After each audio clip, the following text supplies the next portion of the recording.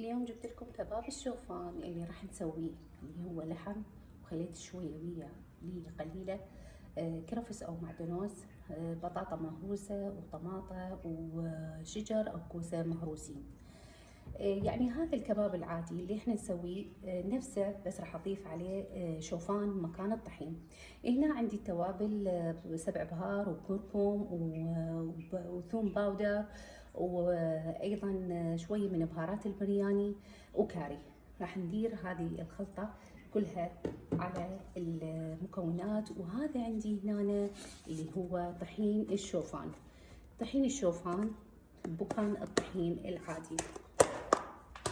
الشوفان أنا طاحنته طبعا هنا وصار طحين، فراح أضيف هنا على الكباب اللي أنا سويته من طحين الشوفان تقريبا، يعني حسب حاجتك للمكونات اللي موجودة. شوية مي راح أضيفها هنا فوق كباب الشوفان، وإذا احتاج بعد إنه أحط له شوفان أحط المكونات. إذا محتاجت فراح أخذ كفايتي من هذا العجين. طبعا العجين كله هنا بعد ما خلصت عجين كباب الشوفان مثل ما تشوفون، راح اخليه بالثلاجه لمده 10 دقائق، وبعدها اخليه بالقلايه الهوائيه.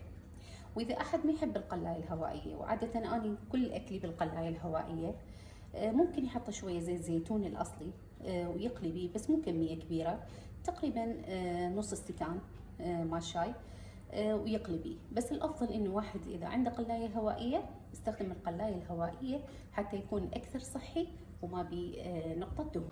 وهذا كباب الشوفان بعد ما كملنا الطبق وبعد ما سويناه، وما اقول لكم انه كلش طيب وحاله حال الكباب العادي، طعمه وشي، وتقدرين تسويه وما تحرمين نفسك من اي اكله انت تحبيها. طبعا مع الخضره مع هاي الاشياء الطيبه، ان شاء الله يكون شهي ولكم، والف هني وعافيه.